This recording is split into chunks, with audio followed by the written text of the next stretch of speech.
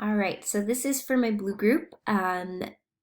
Ideally, I would like to host some sort of since there's only four of us, trying to find a Teams time to work where we can work on this content specific. I don't think I'll have the capability to do a video every day, but I would like to try to help introduce some different content and things like that as we start some new things. This week is continuing with fractions, so it is a review, and then we'll kind of expand on it a little bit with fractions on a number line. But for today's video, I just want to highlight some of the new stuff for the week, some resources and things like that for you guys, and then talk about what we can do together to learn this new content. So in this document that I sent out, the second page will have your accelerated lesson.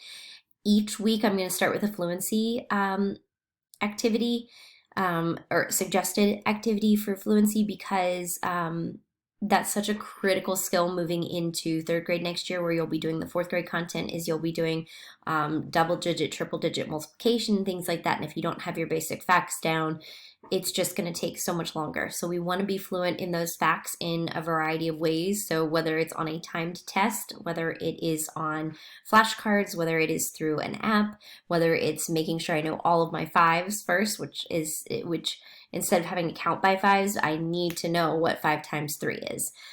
Things of that nature. There are so many tools out there, and I know Miss Hall is working on, because her students are beginning multiplication, so I know she's working on some additional resources to give you some links and things like that to practice fluency.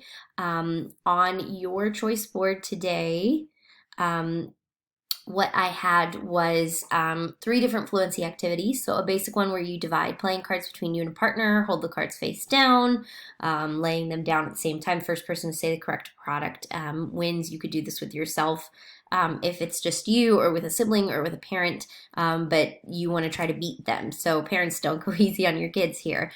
We've been doing multiplication long enough this year that they should hopefully know those facts. If they don't, write down the ones that you're really struggling with. Put those on the side so you remember, okay, those are the ones I need to practice. I will go over this activity in just a quick second before going over this last one, using flashcards or on index cards or solo cups. So I saw a cool idea where they write down the facts that you're having the hardest time remembering on a cup, and then you have your stack on the side, and then you pick one up, you say the fact, and then you can stack it on the tower, and then the next person would pick their cup, say the fact, put it on the tower.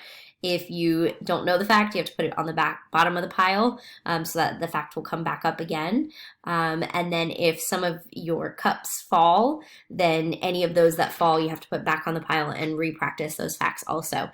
You could do this with like a card tower. So that's using index cards or the flashcards that are already created. That's another idea for that. That's just a little bit different to practice your fluency in kind of a fun way.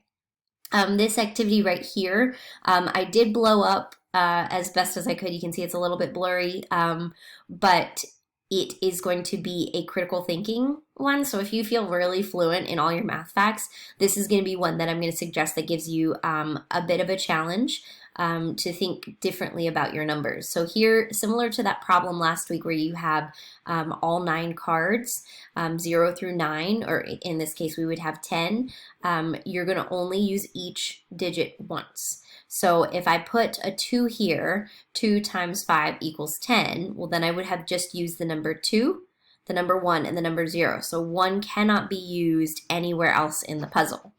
If you see 2 boxes side by side, that means it's going to be a 2-digit number, or here where you see a number and a box next to each other, but there's no symbol in between, that's going to be a 2-digit number. Single digit numbers here, this is going to result in an answer of a 3-digit number. So I'm already thinking in my head, oh, it could be 36. Well, that would be 6 times 6. That's not going to work because I can't use 6 twice. So I'd have to keep rearranging those pieces. And then here you have 7 times blank equals, again, another 2-digit number. So if you feel really confident in your multiplication facts, this is going to be a really fun activity, and I'm going to continue to put those in there. They provide even us as adults a way to have to think critically, problem solve, rearrange, because what might work for these first two, then all of a sudden you realize you're stuck with numbers that aren't going to work. There's only one solution to this problem, and I'll post that solution on Friday. But I do think they're a fun puzzle to get your mind working and really challenge your thinking.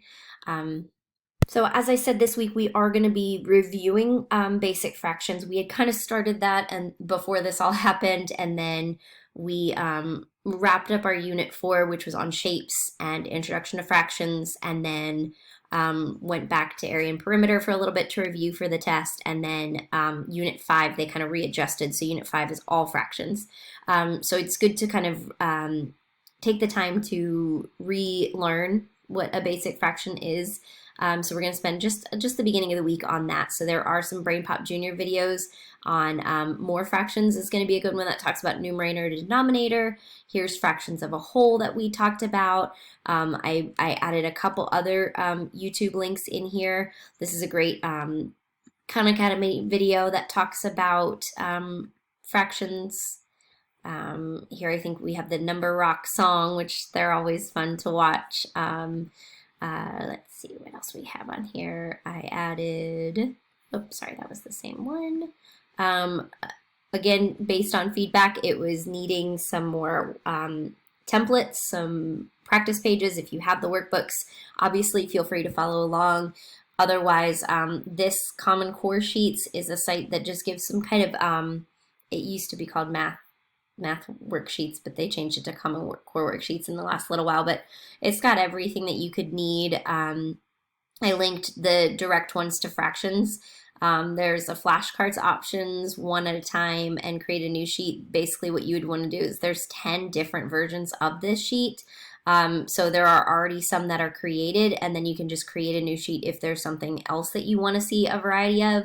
But I mean, this is going to go through every kind of thing that you need. So it's got what fraction shows that. You can choose to write the answers as letters, or another thing that I would encourage your students, because writing fractions tends to be something that's a little bit harder, is to actually, okay, so if this answer is C, 3/4, what does that look like in a fraction form? So 3/4, or 3 out of 4.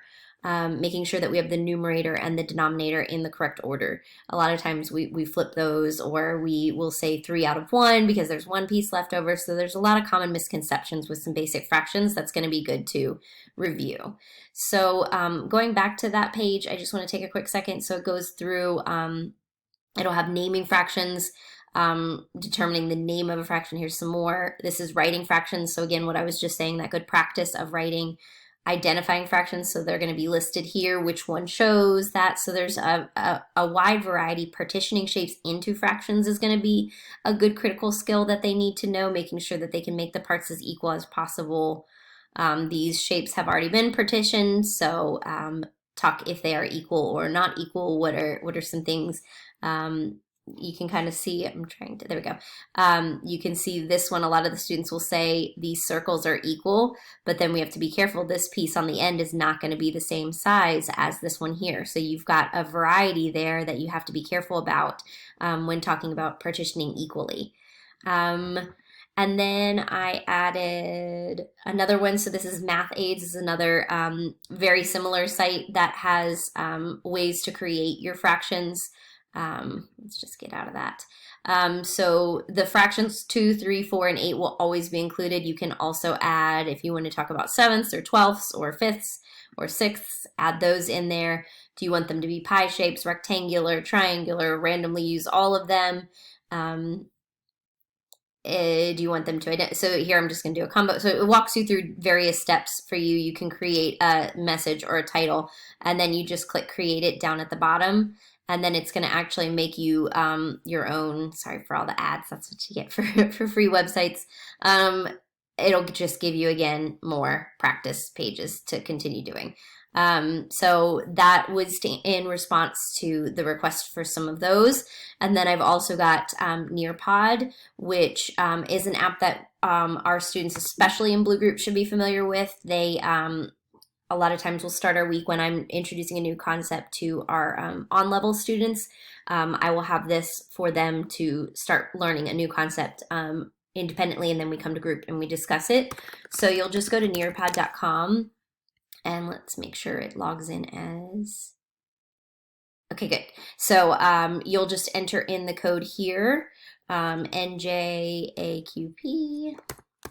And again, I'm going a little bit ahead. This would be more geared towards tomorrow, but I did want to just introduce it in case there were any questions or you wanted to get a head start.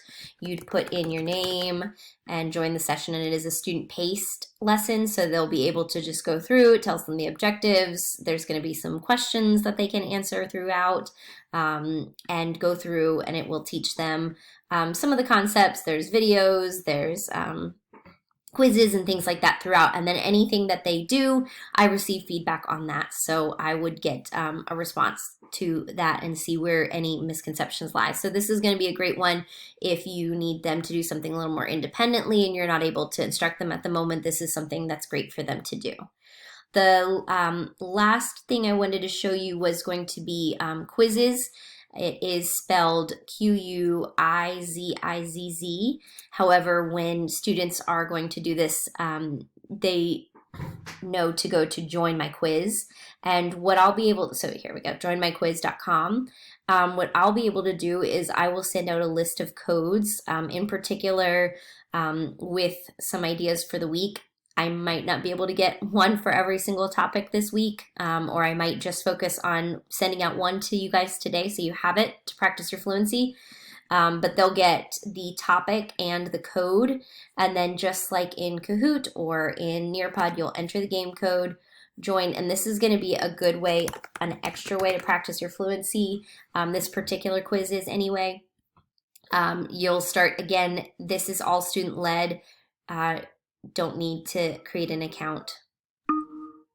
And then it just will take them through a question, and then they select their answer. If they select the wrong answer, then it will show them the correct answer so that they can see and